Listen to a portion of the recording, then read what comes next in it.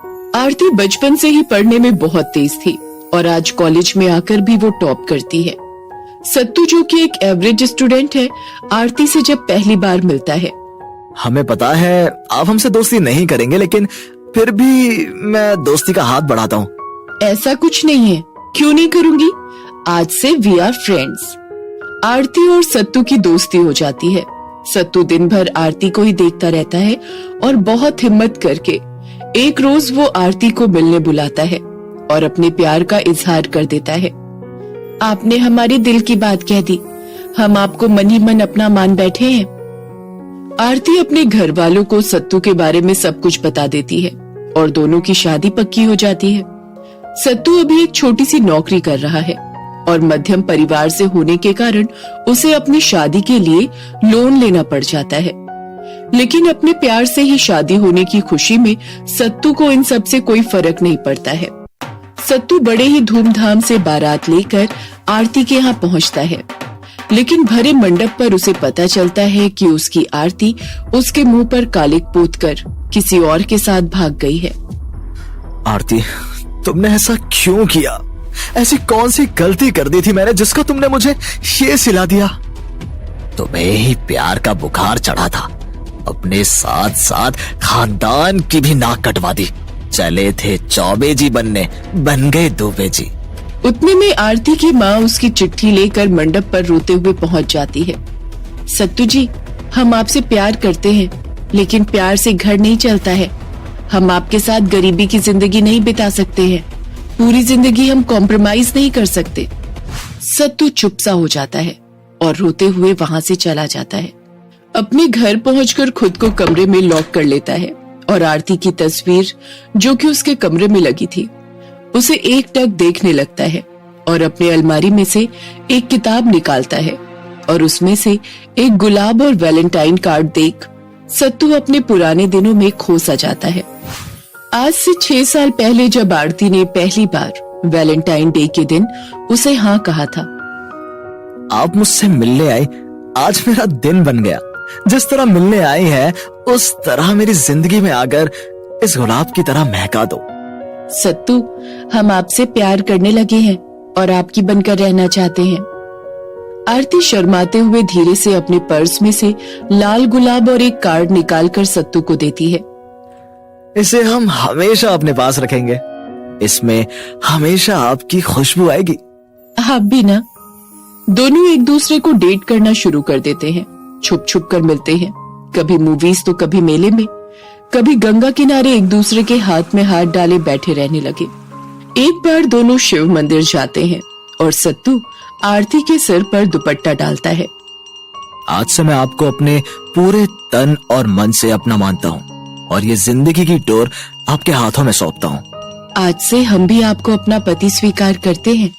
सत्तू बुरी तरह टूट कर रोने लगता है। क्यों किया तुमने मेरे साथ ऐसा? मेरे प्यार को कैसे भूल गई तुम? सत्तू पूरा गुमसुम सा खोया खोया सा रहने लगता है। उसकी शादी टूटने के कारण उसकी बहन की शादी में भी दिक्कतें आने लगती हैं। एक रोज वो अपने मोहल्ले से गुजर रहा होता है। मेरे मंडप पर लड़की छोड़कर गई है और फिर भी देखो एक जरा आराम नहीं है, मुंह उठाए घूम रहा है। चुल्लू भर पानी में डूब मर जाना चाहिए इसे। क्यों भाई साहब? अरे हमें क्या है, जब लोन वाला इनसे इनका घर खाली करवाएंगे तब देखना, लड़की गई सो गई, उसके चक्कर में घर से भी हाथ धो बैठेंगे। ये सब सुन सत्तू खून के घूंट पी चुपचाप वहाँ से चला जाता है।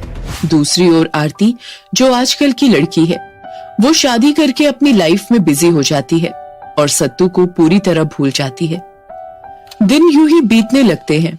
सत्तू दिन रात अपनी पढ़ाई में झोंक देता है और मन में प्रण करता है, मैं इतना पैसा कमाऊंगा कि लोगों को मेरे सामने नजर उठाने में भी सोचना पड़ेगा। इधर आरती पैसों की चमक में अंधी हो जाती है और उसे कुछ नजर नहीं आता है। दिन रात वो अय्याशी करने लगती है। इसी तरह 5 साल कट जाते हैं और एक दिन आरती प्रतीक को किसी और लड़की के साथ देख लेती है। प्रतीक ऐसा नहीं कर सकता है, मेरी नजरों को धोखा हुआ होगा। नहीं नहीं नहीं, ऐसा नहीं हो सकता है। आरती वहां से चली जाती है। उसके दिमाग में उस लड़की का चेहरा मानो छप जाता है और उसका चेहरा उसके दिमाग में घूमने लगता है। आरती को प्रतीक पर शक होने लगता है, इसलिए वो उसका मोबाइल लैपटॉप चेक करने की कोशिश करती है और प्रतीक ये सब देख लेता है। ये सब क्या कर रही है? दिमाग तो ठीक है ना? मैं वो लल्लू सत्तू नहीं हूँ जिसने तुम्हें अपना सब कुछ सौंप दिया था। अपने काम से मतलब रखो। तुम्हें पैसे चाहिए थे, वो मैं तुम्हें दे रहा हूँ। आज के बाद मेरी चीजों को हाथ लगाने की कोशिश भी मत करना। ये सब सुनकर आरती की आंखें भर आती हैं और उसे सत्तू की याद आने लगती है। अब वो प्रतीक के ऊपर नजर रखने लगती है। एक रोज आरती प्रतीक को लड़की के साथ रंगे हाथ रेस्टोरेंट में पकड़ लेती है। छी, तुम इस हद तक गिर जाओगे मैंने कभी ऐसा नहीं सोचा था। तुम लड़की होकर ऐसा करोगी किसी शादीशुदा लड़के के साथ? तुम कैसे अफेयर कर सकती हो? मेरे पति से दूर हो जाओ। शट अप, ज्यादा चू चबाट मत करो। तुम कौन सी दूध की धुली हुई हो? तुमने भी तो अपने बॉयफ्रेंड को धोखा देकर ही मुझसे शादी की, वो भी बस पैसों के लिए। मैं तुम्हें पैसे दे रहा हूँ, समझी? उसी में खुश रहो। मेरी जिंदगी में घुसने की कोशिश मत करो, समझी?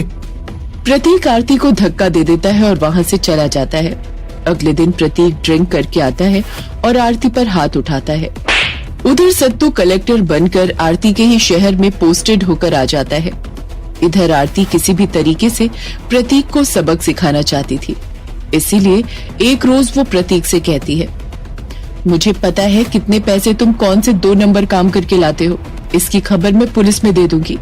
या तुम उस चुड़ैल को छोड़ दो या तो जेल जाने के लिए तैयार हो जाओ। यहाँ के पुलिस भी मेरी मुट्ठी में। जाओ जाओ जाओ, जो करना है करो। तुम्हारी जुबान बहुत चलने लगी है, इसलिए तुम्हें तुम्हारी औकात दिखाना बहुत जरूरी है। प्रतीक आरती को बहुत मारता है और कमरे में बंद कर देता है। अब इसी काल कोठरी में तेरी जिंदगी बीतेगी। तेरे पर कतरना बहुत जरूरी है। प्रतीक आरती को बंद करके अपनी गर्लफ्रेंड के साथ चला जाता है। आरती किसी तरह अपनी जान बचाकर कमरे से भाग जाती है और थाने के लिए निकल जाती है। थाने पहुंचकर वो देखती है कि प्रतीक थाने के बाहर ही खड़ा है, इसीलिए आरती छुप जाती है और बाहर खड़े हवलदार से रोते हुए कहती है, मेरी मदद कीजिए, नहीं तो मैं मर जाऊंगी। ये आदमी मुझे जान से मार देगा। मैं आपके हाथ पांव जोड़ती हूँ। यहाँ आगे जाकर कलेक्टर साहब का ऑफिस है और नसीब से साहब आज ऑफिस में ही है।